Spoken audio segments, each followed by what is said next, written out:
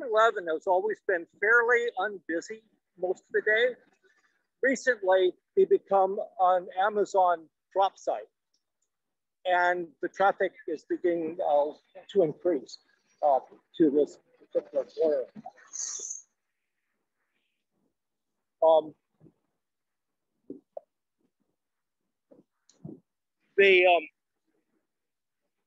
You can see the corner is actually fairly busy. We'll be walking along Aurora up the way I'm pointed, and then continue on past a number of places where students walk to school, and several other interesting locations for Aurora's traffic and safety.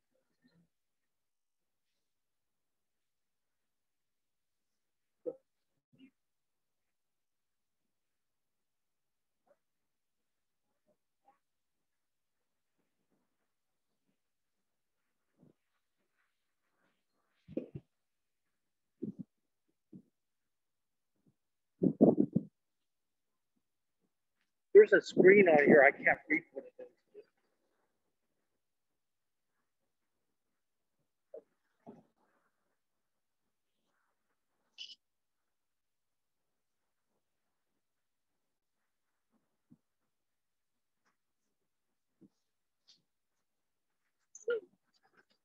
Taking a picture of how well this sidewalk is marked is very critical. This is how you keep accidents from happening. Okay, we'll go up, and this is a typical situation in Seattle where people block the road, the sidewalk when you cross. This area has become a lot busier over the last little bit, and does deserve some attention by SDOT and WashDOT when they do the repaving or their study on Aurora. One of the problems with pedestrian fatalities is that people hit pedestrians in crosswalks. If you paint a crosswalk, a driver has some recognition that there might be a pedestrian in it. This is not an adequate, safe crosswalk.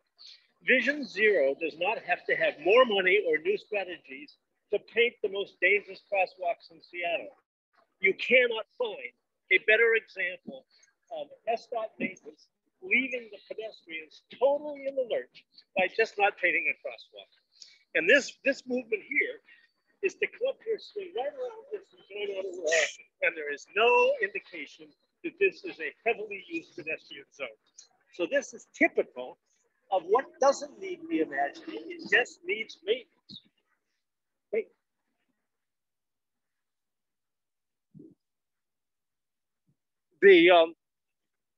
The other thing about this area, it's one of the entrances towards Green Lake, and so it gets actually a fair amount of pedestrian traffic along it. And a lot of bicycle traffic goes from east of Green Lake along this busy street up towards the Linden and places in Greenwood. North on Linden, where they join more Green.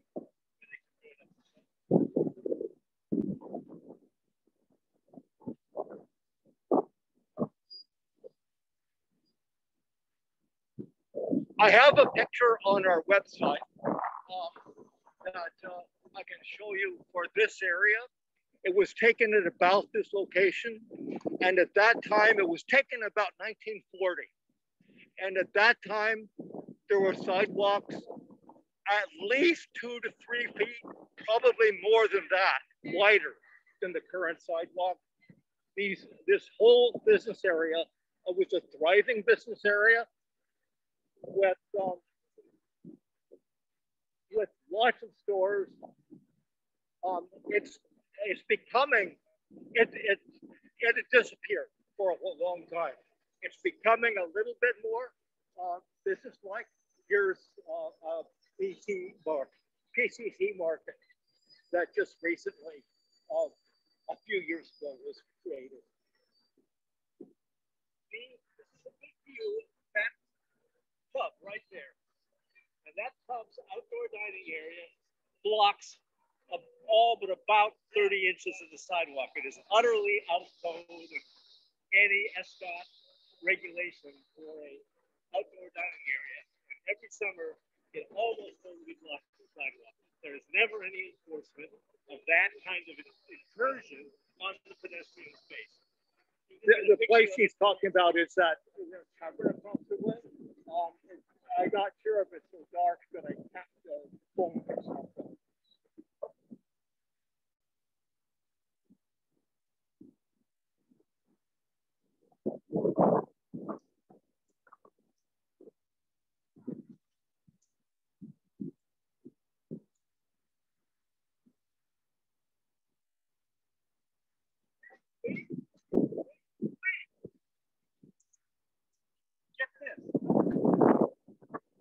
And there's one of the situations that happens a lot along Aurora, where people dodge across Aurora between crosswalks, just because there is fairly few crosswalks, especially safe crosswalks. That's the time when there's totally. At one time, Aurora was mostly car-oriented. As Seattle changes, it is becoming much less car-oriented. And so it's more important to start making a pedestrian environment.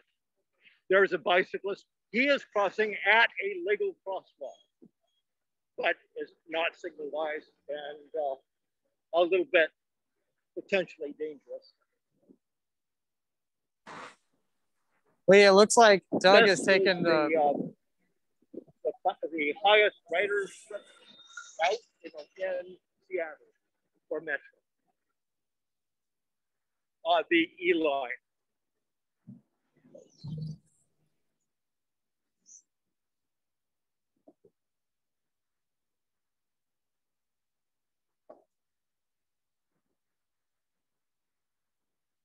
In that photo that I have on our website about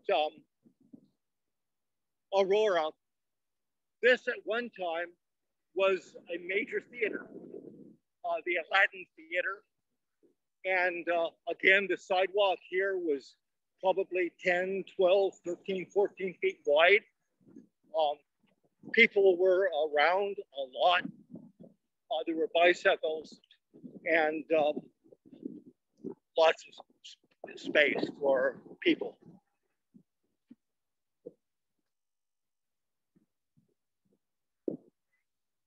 See, not too many people are using the headphones. What? There's not too many people are using headphones. Oh. So slow down and talk to them when they are all together.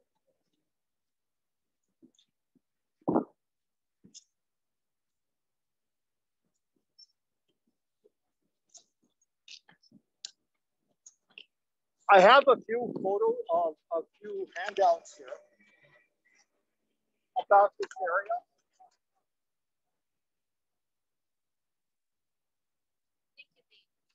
It includes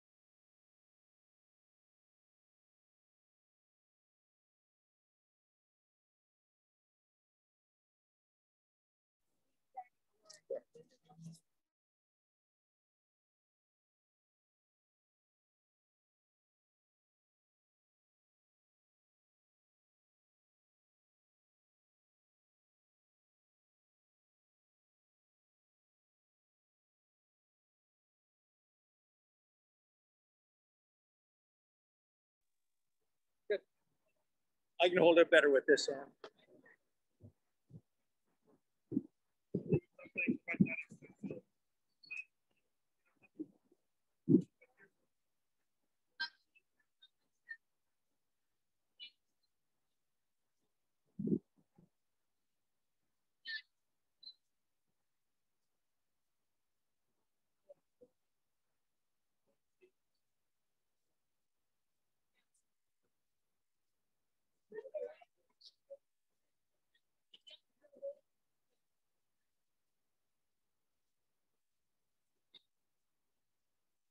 77th here is one of the potential routes for kids going to Bagley Elementary School.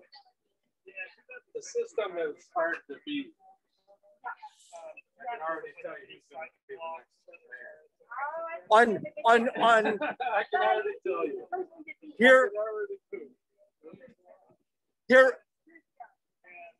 Here at 77,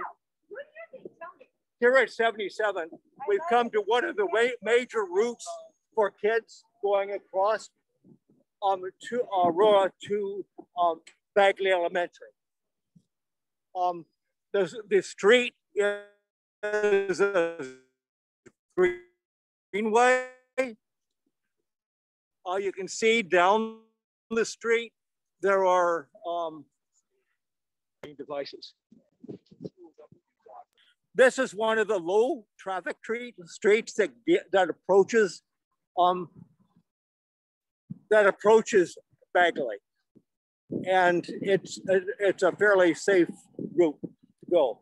We'll be walking up to 80th, where most of the kids do cross Aurora, and that has all sorts of problems. Now, you'll notice that this is a bike lane, right? Yes. This is a bike lane. Now, the notion that this is a bike lane is a bit problematic. The Metro drivers hate it because they're stuck behind bicycles.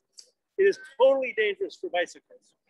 So the notion that this is a bike lane, it's now maybe or maybe not a scooter lane.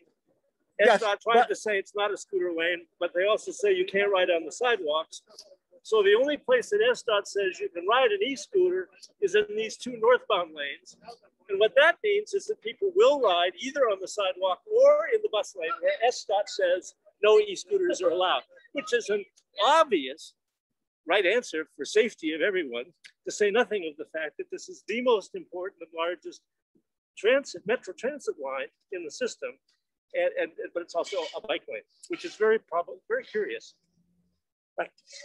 To put it mildly. Okay.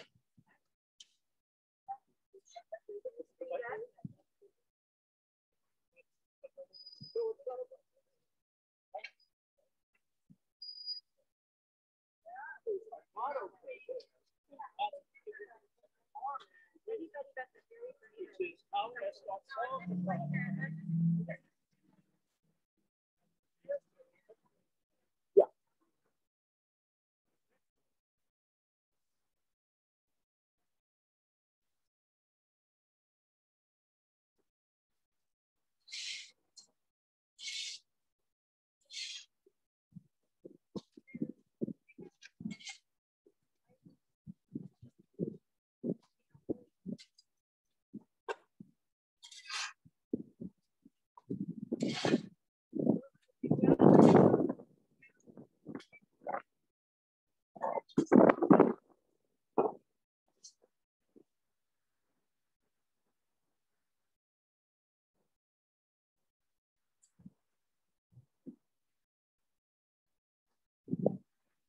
Aurora has just only in the last few years started to develop a decent commercial retail area. They one time, 1940 and thereabouts, had a huge retail area in this area. But it got devoted to cars. It is now coming back, where there is now more retail starting and more pedestrian traffic. Yeah, I want to get up to the schools when the schools are crossing. 30-minute loading zone. It's totally bonkers. Either you want transit on it or you don't. Yeah.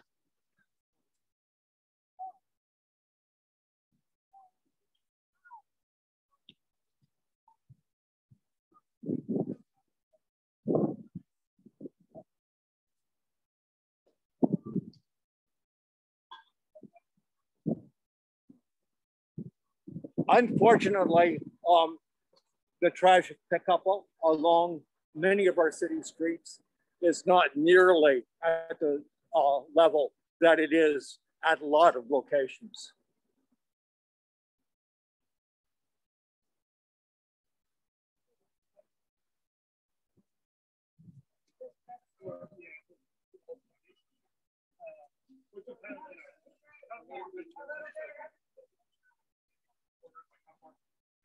There's the bike lane.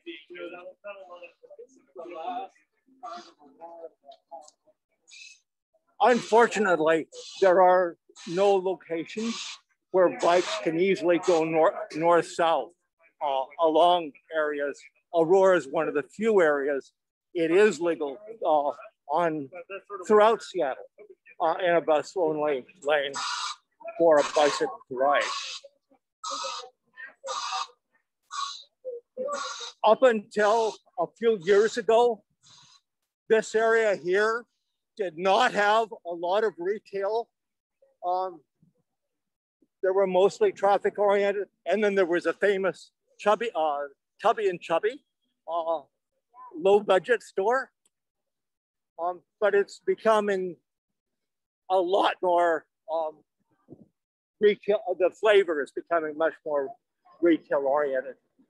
And again, more sidewalk oriented, pedestrian oriented.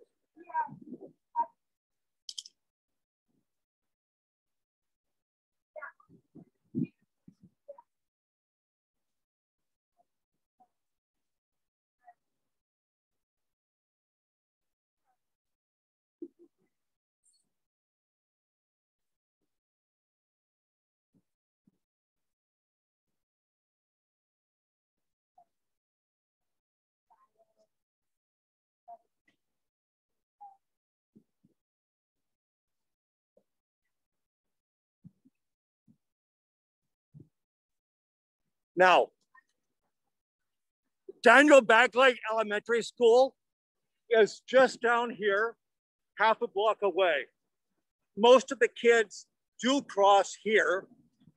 During their crossing hours, there is a school crossing guard, but they still have to cross this busy street, actually 4 busy streets. That's where 24 new units are going with only 6 parking spaces and no access. All access for occupants, deliveries, visitors is on the alley. The alley intersection with Aurora is a totally blind intersection, blinded by that beige building. So the cars coming down roll onto the sidewalk, and the frequency of traffic is about to increase with new parking and new deliveries to a bunch of people here. There's more of the bike lane. Right. We'll cross 80th here, which again is a very busy street, east-west. And especially you can see how traffic gets involved. This is one of the areas that we're coming up to that is particularly bad for pedestrians. Is no wheel stop, and so the cars park forward, sometimes much further than this, right into the bus loading zone.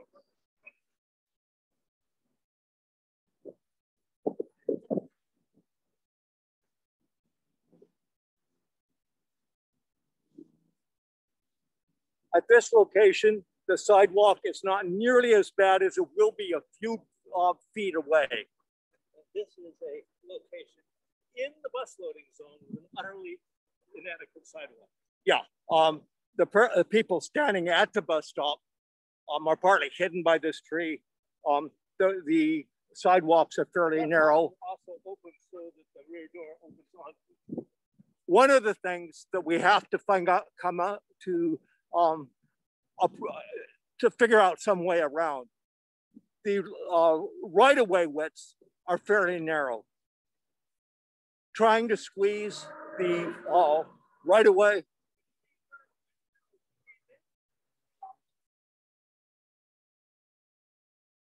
That's the sidewalk right there. Yeah. This is the SDOT maintenance of the SDOT right-of-way. That's the sidewalk. That's the E-line bus stop right there. So anyone who lives on 81st, 32nd gets off the E-line. This is the handicapped access from the northbound E-line right here. And speaking of the handicapped access to the E-line, right here, we're coming to a typical problem that exists all along Aurora, where the sidewalks are not adequately maintained. Nothing has to happen to reimagine. By the way, Up here, we will come to an even worse condition. And I would hate to have to catch my E-line bus if I were a wheelchair bound in this area.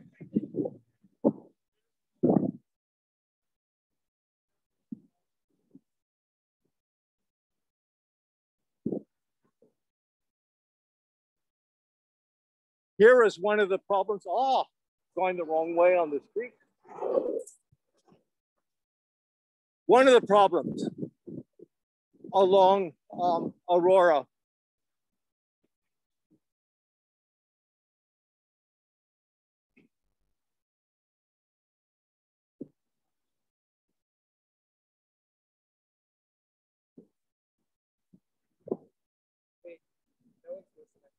What? No one's listening. You need to slow down and wait for them. Stop and then tell them.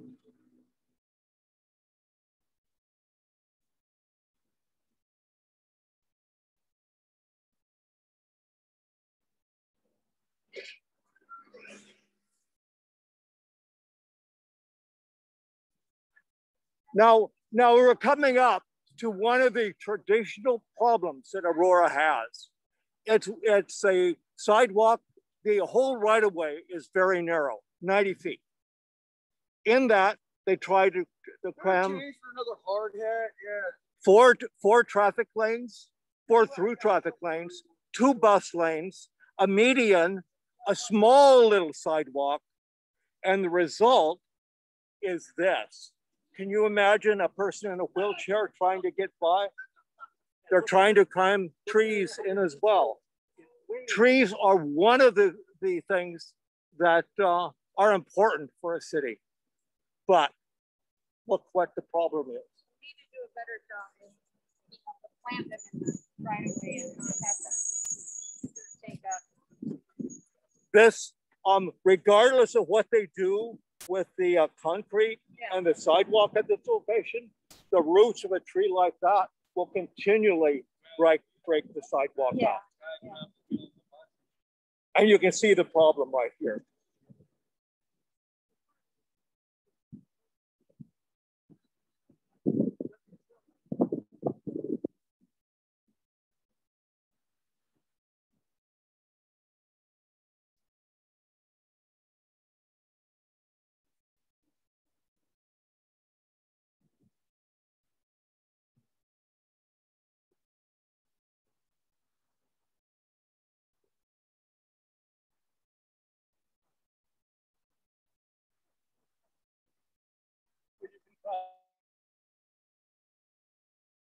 up here. But that was done, but that was not. That's the question of whether privatization in this particular instance, WashDOT and SDOT to get their acts together. And the answer was no. And so people who use the sidewalk get stiff. WashDOT paid for this as part of the paving project. That's right. There was a big push by someone to put these in. I don't know. Yeah, and then so WashDOT came to us and basically said, well, you know, like which program should we build? And so either we have the choice of closing the crossing, which would make it illegal for somebody to cross here, and then, you know, it would essentially be on them. So we can leave it open with the intention of coming back and do, you know, a future controlled crossing there. David, that's not correct. You can't close this crossing. This is a legal crossing.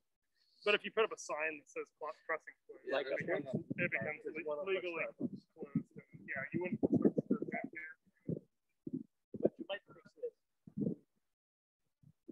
And the next one is blue.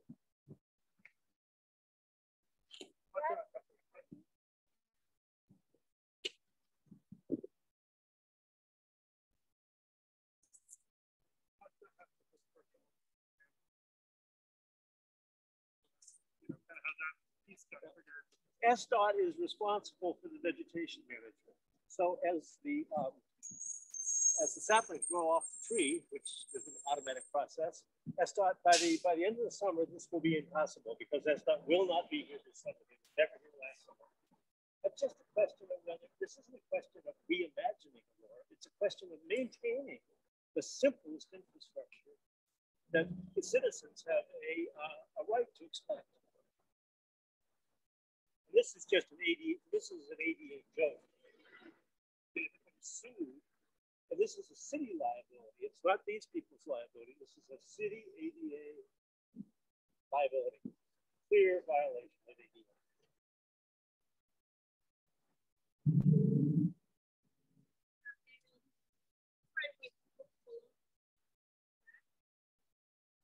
So the state highway agreement is much not good. Again, imagine trying to get along here in a wheelchair. Yeah. That's why he used to go out in the street. He did this whole block in the street.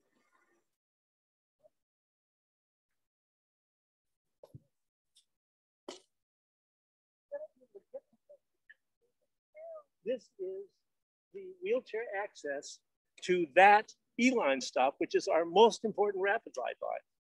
And this is how SDOT took out a dead tree here, and this is how SDOT left the sidewalk. That's the SDOT sidewalk.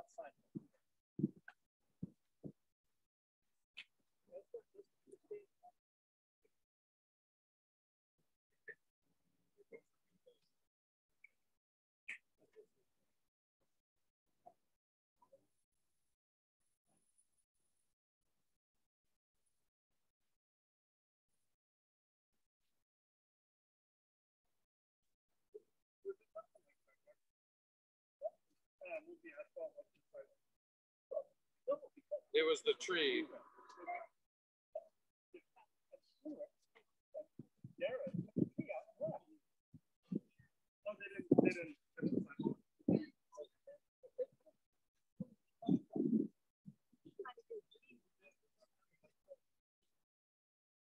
You have to see where the actual property lines are. I think they're encroaching on the sidewalk, but maybe not. The property line most likely is right where my foot is.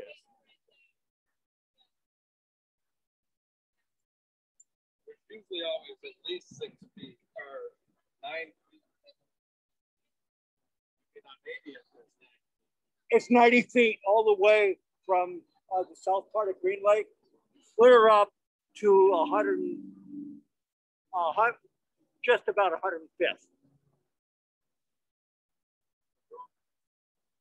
I lined it 90 foot right away, including the sidewalk, any planting, the 3 lanes of traffic, the median strip. So it's pretty narrow.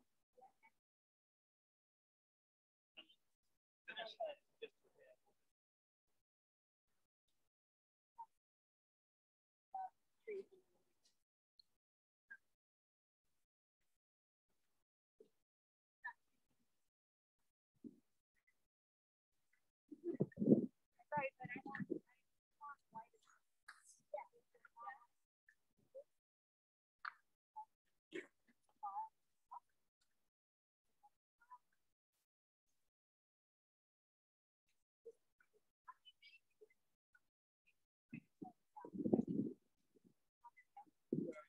Turn lane. Well, yeah, but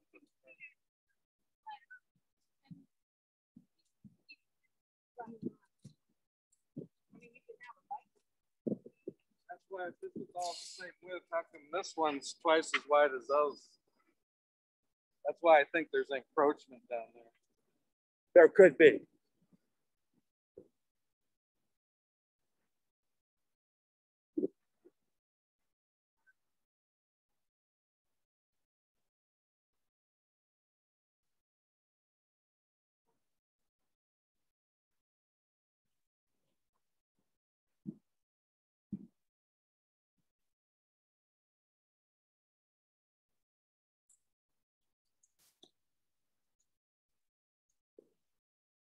The Aurora area is quickly changing. you can see that it is becoming much more residential. This apartment building was opened in about a year ago, 2 years ago, maybe at the max. This is a corner of 83rd and Aurora. One of the important things about this corner is that it's right at the end of the bike route that goes along the east side of Green Lake, just recently rebuilt. The intersection itself has 83rd continues on as a greenway. And this intersection was just recently rebuilt by SDOT and WashDOT about a year and a half ago. Now crossing Aurora Avenue. Up ahead, there's an old dwelling that is under a permit application for a new 5-story apartment building with, I think it's 5 stories. I forget exactly how many apartments. That's transit-oriented development, which is exactly what Aurora needs. And this is transit access to that bus stop. And the next bus stop is 2.5 blocks north on the other side of 85th. So anybody commutes downtown on the E line, gets off there and rolls up that gauntlet to access that new transit-oriented development or that new transit-oriented development. So that's not transit-oriented development. Because nobody bothered to transit-orient the sidewalk. This is how beautifully the job was finished between WashDOT and SDOT. Do you have any thoughts about how this area is functioning? I have a lot of thoughts about it, and I'm mixed. The interesting question is the bicycle pedestrian conflict. This, if you watch this all day, you will see about half the bicyclists just stay on the street, ride with the light, and ride up the street. The other half sit here and get in conflict with the pedestrians because SDOT likes nothing better than to put a bike path and a sidewalk in the same place. And whether this is functioning well or not, I think is an open question. As I watch it, I think more people are doing what this guy is doing, which is conforming to the way it's supposed to design.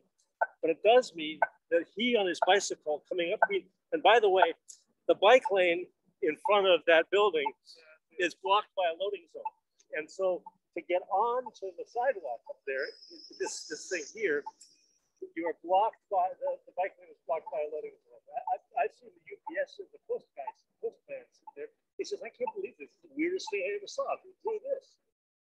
Because the conflict is trying to do two things in one space that aren't compatible. It's bizarre. I mean, and it may, the pylons may change it now. I think I have to take a picture of those pylons this afternoon. But the ramp up on the sidewalk creates this conflict. And pedestrian and cyclist conflicts are one of the things that's now illuminated in the new annual traffic report. 8% of pedestrian collisions happened 2019 on designated bike routes. What? And 38% of cyclist collisions happened on designated bike routes. And the bicycle pedestrian safety analysis says that increase of accidents is significant in two-way connected bikeways, which this is not, but which Green Lake is.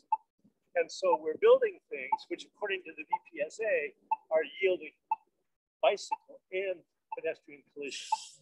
And there doesn't seem to be any link between design aspiration and the kind of safety analysis that is done in the bicycle pedestrian safety analysis. Go figure. As an example, I live a few blocks from here.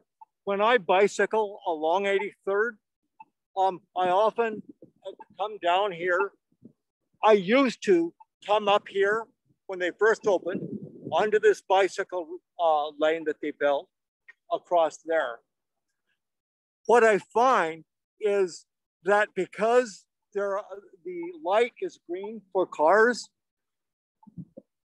and red when the pedestrians and bicycles cross here, if I stay in the driving lane I can get through the intersection much more fast. And most people, as we get used to it, are actually doing that. This is an example of an aspirational design which does not take consideration of actual user behavioral characteristics.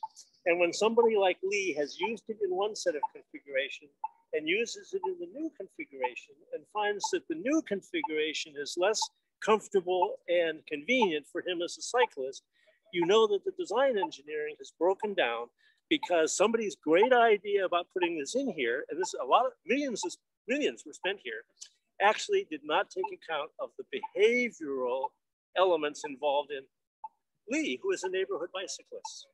So I think the jury's out on this, and of course, the landscaping is another issue altogether. I know some people that just wanted to come down and put sunflower seeds through the whole thing.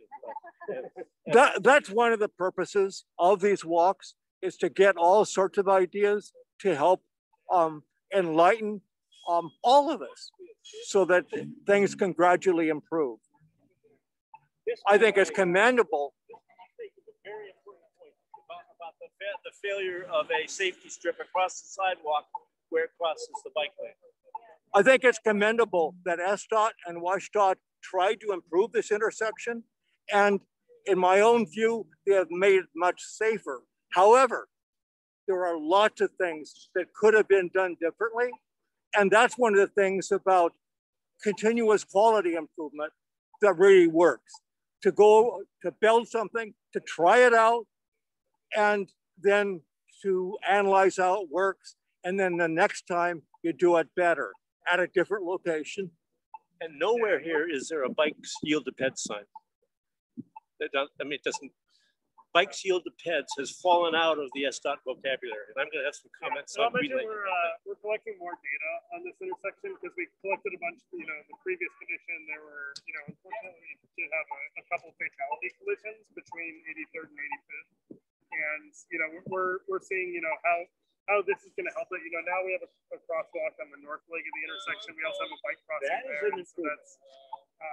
So that's something, we're continuously looking at both the near miss collisions and also the collisions that are happening here, as well as just, kind of seeing how it functions for you. Neither of those fatalities happened as a result of this intersection. They were mid-block crossings up by the Everspring. Yeah, but there was no crossing on the north leg here, so you would have had to come all the way across, had another light cycle to get down to that. Which I used to do every day because my gym was here until it got blown away. So this one can be improved really easily with some green paint there and here to alert pedestrians that bikes are crossing and vice versa. And right there, bikes yield to peds. Yeah, absolutely. Not, as you'll see down on Greenway, slow. Giving the message to cyclists slow is different from the message yield to pedestrians. As we walk on very shortly, we will see one of the most dangerous intersections on Aurora.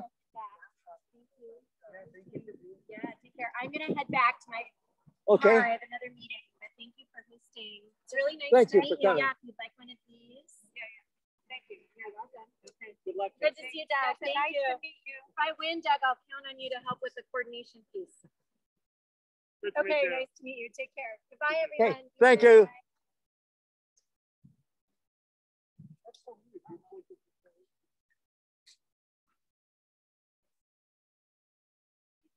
The blue light that shows the light.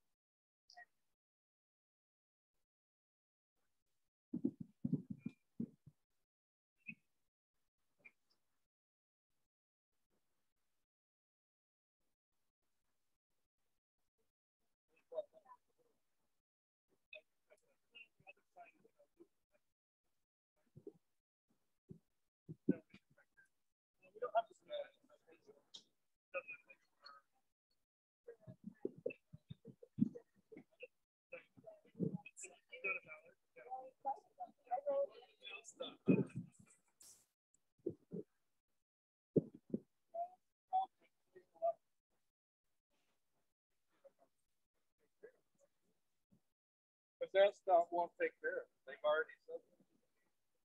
We had that little thing over by the church in Green Lake just a little tiny spot, but they said, we'll plant it if someone will take care of it, and no one would.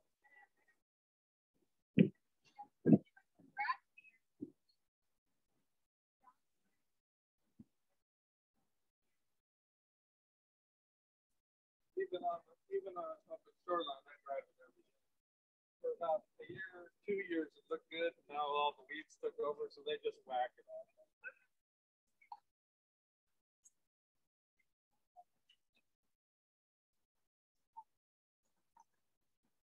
This new building will create, again, I think it's 5 stories tall, will create a lot more pedestrian traffic at this intersection. However, notice across the street, the Rapid Line stop is right there. Right up the street is 85th, one of the most dangerous intersections on all of Aurora. Strangely enough, most, or maybe not strangely enough, most of the traffic fatalities with pedestrians have not happened at 85th and Aurora. Rather, they have happened right here, going across right here, even though this is not an encouraged traffic, crosswalk. And even though there are those signs asking you to use the crosswalk at 85th. Again, pedestrians need to be able to get where they're going without going to huge detours, and they just cross over. But the question of whether you can organize Aurora with pedestrian crossings 5 blocks or less, it's probably a reasonable accommodation of safety to ask us to walk up to that light and across the light if our idea is to go to Starbucks. Now, if we're going to encourage everybody to just walk across the street, we are going to pay the price in injuries and fatalities of pedestrians. So having useful lights is actually a good idea.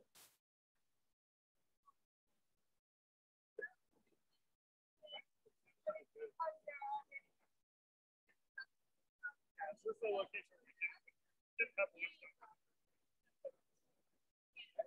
Pretty good, but first they spent If I were living in that brand new building that's going to go where Woodlands Piece was, and wanted to get to my Rapid Ride stop going right downtown, how many people are going to follow that sign and walk up to the stoplight and cross and back? At least here, they're doing one thing really well. At that intersection, which is right where the front door of that apartment building will be, that we just walked past. There is a decent pedestrian cross over to the Rapid Ride. For some reason, the sidewalks are wider up here. That's why I think it's improved. I don't know. You'd have to measure.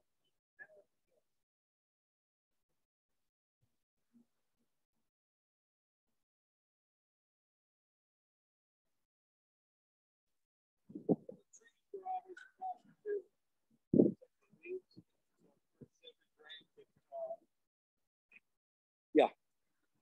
Actually, on the map that the assessor has on the web, you can actually see the property lines against the aerial views of this area. Oh, really? And if you look at each property. And for the most part, the property line is at the edge of the sidewalk, although not everywhere.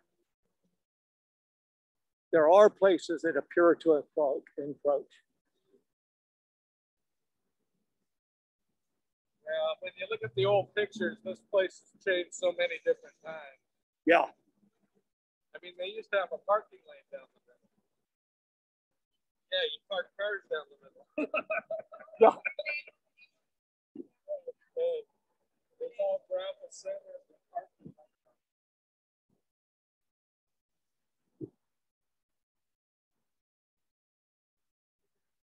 Yeah, so before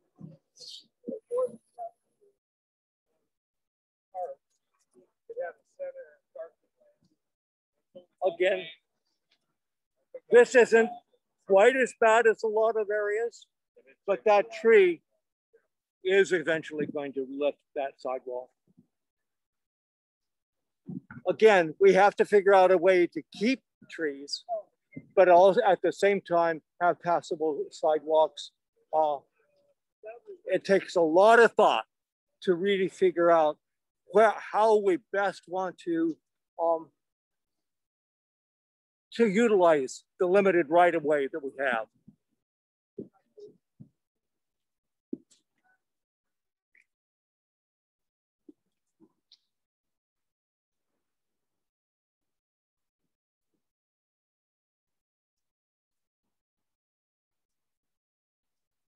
This is one of the busiest intersections along Aurora, 85th and Aurora.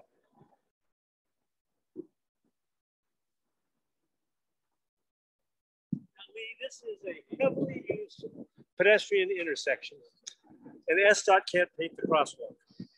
So that the car coming north on Aurora that wants to go east on 85th, or this car turning left, never sees the fact that there is a marked crosswalk here, which has utterly disappeared.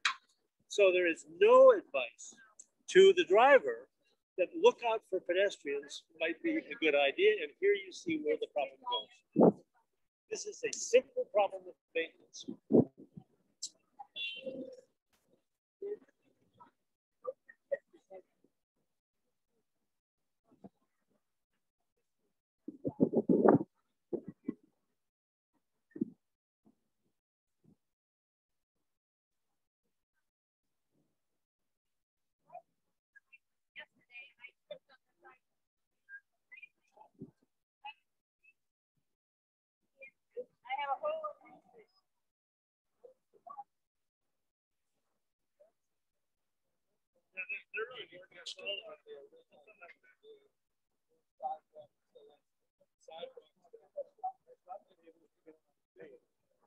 Does not require reimagining Aurora to paint a crosswalk heavily used. And by the way, this E-line stop is right here. So anybody coming from 84th to go north on the E-line will deboard here, walk across this. And then, by the way, this bus stop for the 45 is totally overgrown. I actually had Kubi come out and cut that down 4 or 5 years ago because you could not pass except by walking through the Jack in the Box. And between here and Stone Way, the overgrowth is so severe that it's almost impossible to walk on the sidewalk. And no one bothers to maintain the simple accessibility of a sidewalk with either a crosswalk painted or vegetation free. Actually, when they were building the new school that's down the street here, there were about a block down, there were an overgrowth of blackberry bushes, thorny blackberry bushes, completely covering the sidewalk. The only way one could get past that was to walk in the traffic lane. I ragged on Kubi so and one day. actually, a number of people here called SDOT and actually got it removed, but it was a real problem, and it had existed for years. And this is an SDOT right of way. This isn't a butter problem.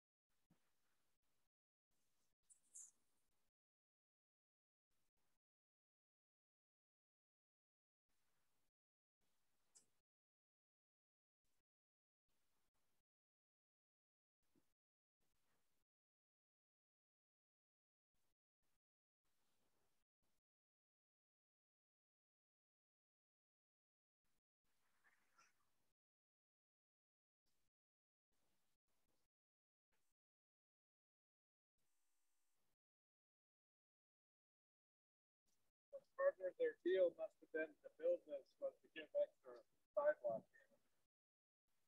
Yeah, this presents the typical situation along Aurora, and I'll wait till some of the others catch up with us before I explain this situation, which is fairly typical all along Aurora.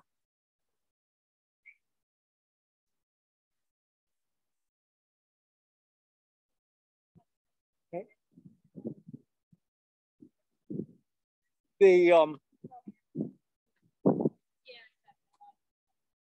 The property line along Aurora, the right-of-way line, is right at the edge of that building in front of us.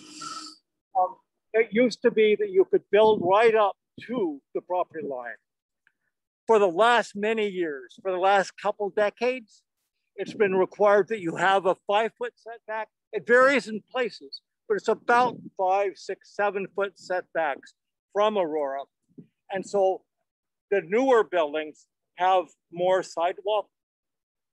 In Vancouver, BC, they're doing this a lot along their major streets. They're creating a setback in the private people's property line, not affecting existing buildings, but affecting new buildings, or like in this case, a couple of decades ago, requiring the building to set back. The way the code reads, it's for planting. But in fact, because of the real need for more sidewalks, in most cases, it's allowing additional sidewalks. So that's not getting involved. In Vancouver, it's very interesting how they're doing that. Not only are you required to set your building back significantly from the major arterials, but you are given, in exchange, you are given the rights to do more height and more square footage.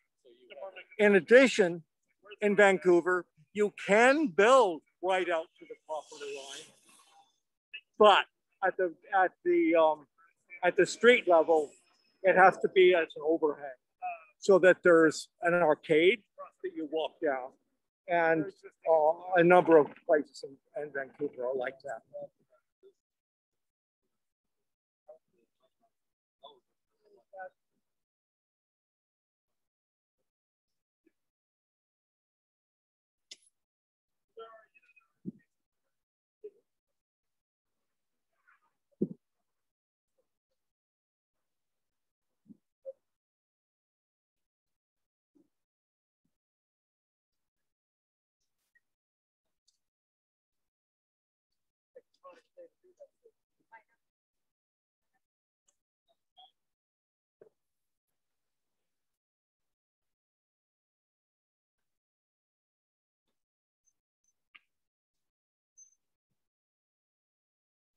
You can see along Aurora, both sides, there are a lot of new apartment buildings being built. This is going to be a much denser area. These old motels and these car lots are gradually disappearing, and you're going to find more retail, more housing for the next decade or two. That is going to completely change the nature of Aurora, and especially the nature of what Aurora needs.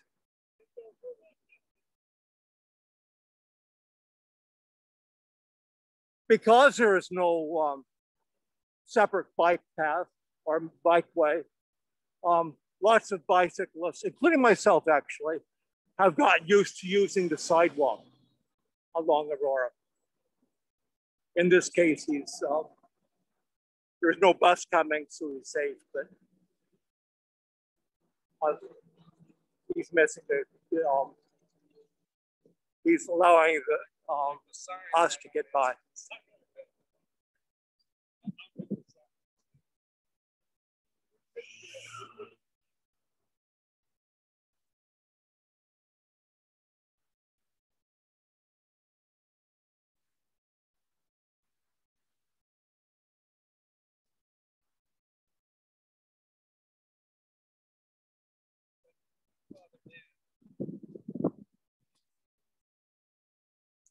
One of the dangers of having these U-turn lane, these open lanes for turning both directions, is you can see how people are using it at this street rather dangerously.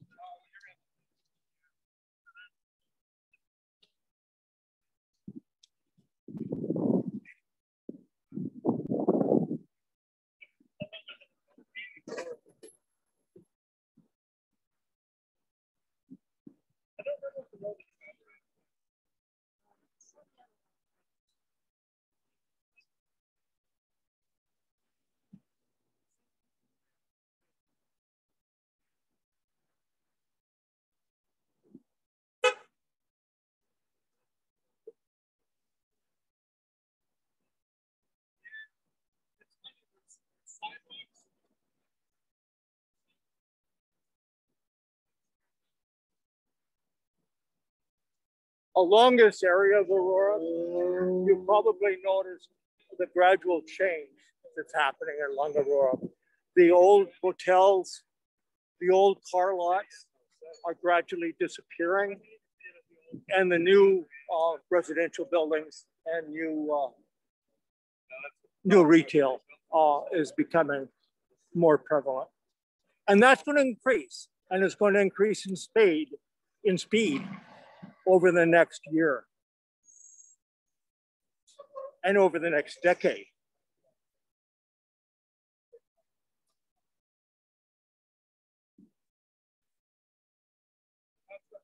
Again, you can see here how at this new location, they've required the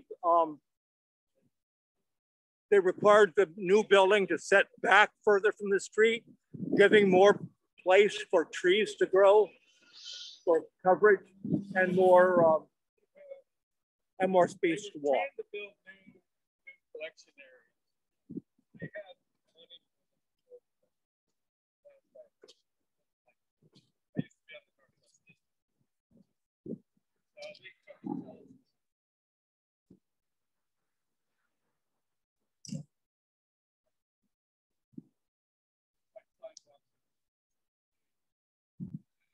The property line here is approximately where you see the grass there and the change in pavement.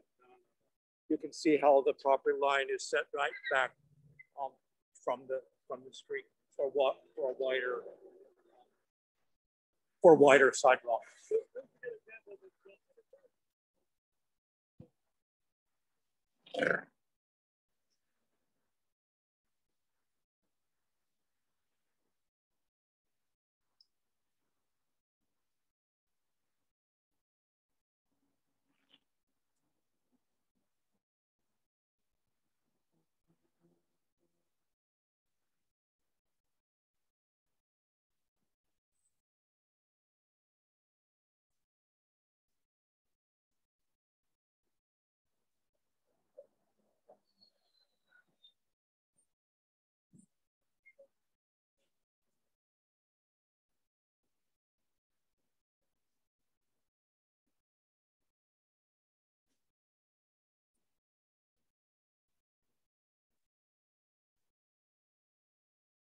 This is Aurora Commons, a place that is tried to be very helpful for the poor and for the street people. They're doing a really bang up job. I think I have heard that they are actually moving to a different premise, but I'm not sure about that.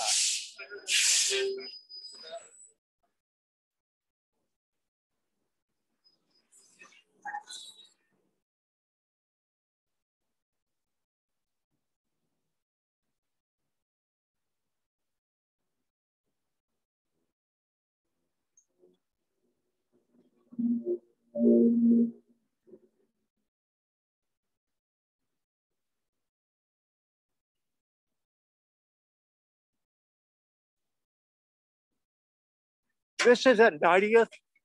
Right down there, a block away, is where a brand new school was built about five years ago for 1,500 kids, mostly who live over in Greenwood. At that time, this was the only way across Aurora near the school. Hey, no one's hearing you. No one's hearing you. You gotta talk to them. Okay.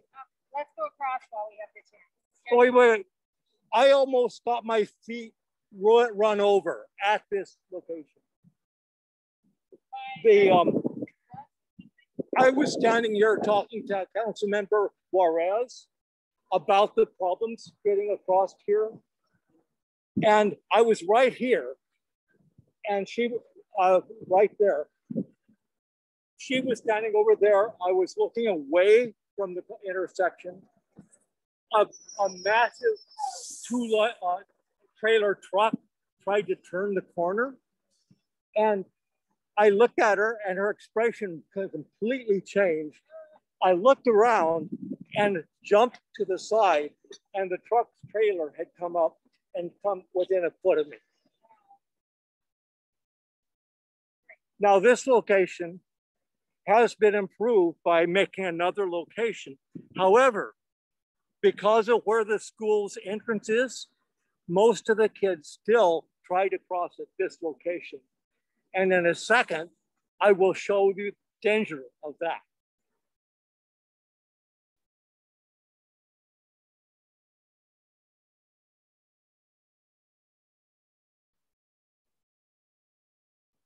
When you are, as a driver, when you are pulling up and stopping at that location, as you will see in a minute, you cannot let it pass this building.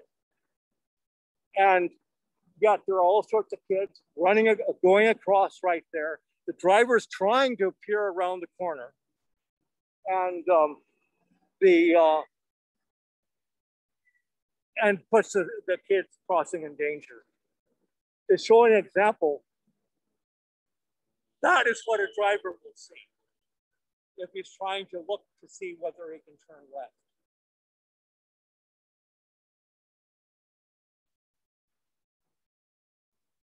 One of the other problems at this intersection, this is actually minimally ADA accessible. I measured it, it's within 1 inch of what is minimum for ADA. But it constrains this area tremendously. When a number of kids are trying to cross at this location and gather at the corner, they're partly hidden by this signal control box. They're constrained here. The drivers are trying to peer off to the right, to the left, past that building, and yet they're trying to turn here just when the kids are going across. So this is one of the more dangerous intersections for children to cross going to and from Robert Eagle staff and other locations.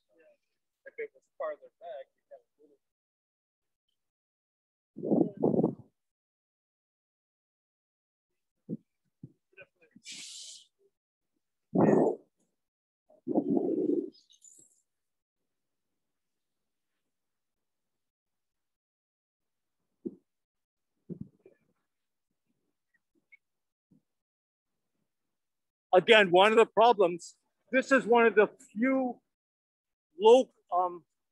easy ways, north and south, in this area of the Aurora. So people are riding their bicycles along it. It's going to increase.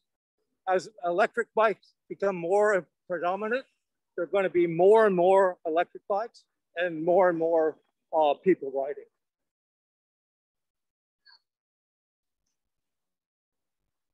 This is one of the E-lines stops. They're only about half a mile apart, or they are about half a mile apart.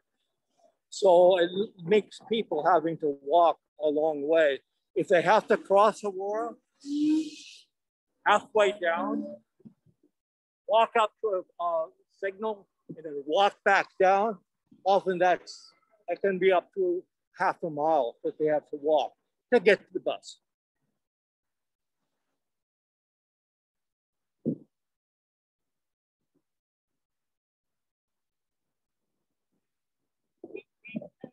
And this.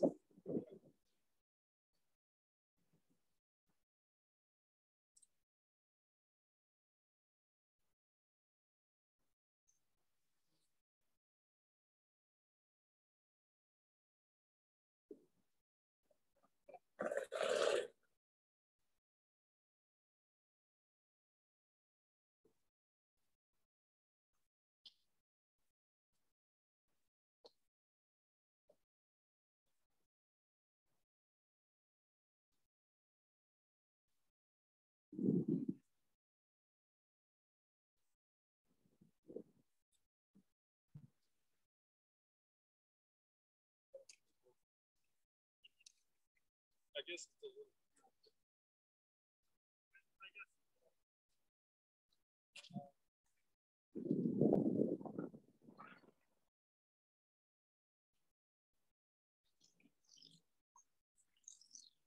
We're coming up to the end of our walk here at 92nd. At this location, there used to be no signal here. When they built the new school, we convinced SDOT and WSDOT, about 5 or 6 local community groups all got together and insisted that we needed a crosswalk here, a signal. Actually, it had first been proposed in 1999.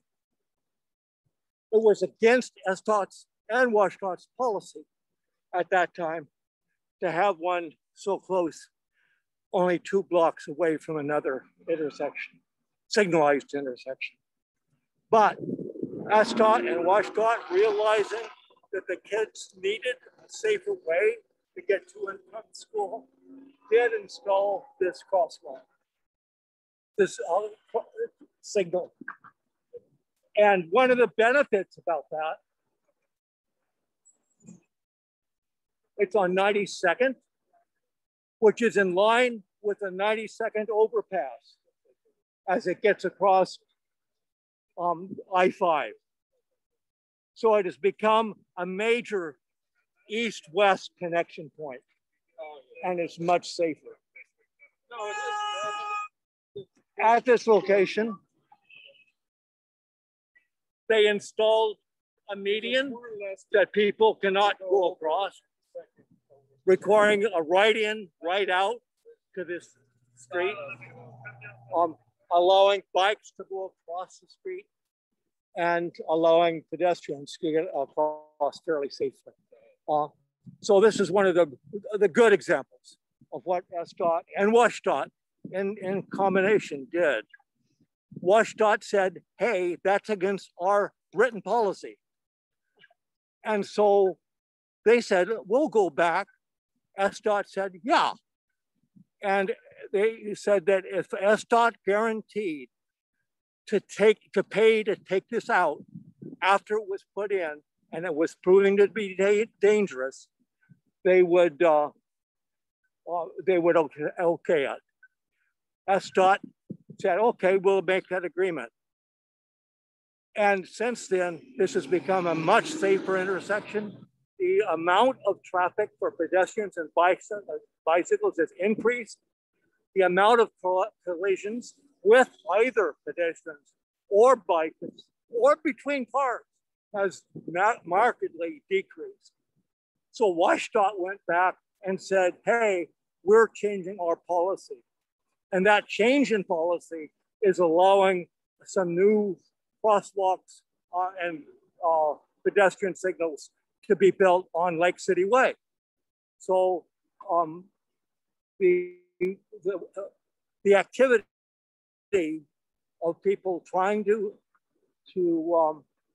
advocate for any one thing at one location can have impacts that go far beyond that one location. And that is the end of our trip.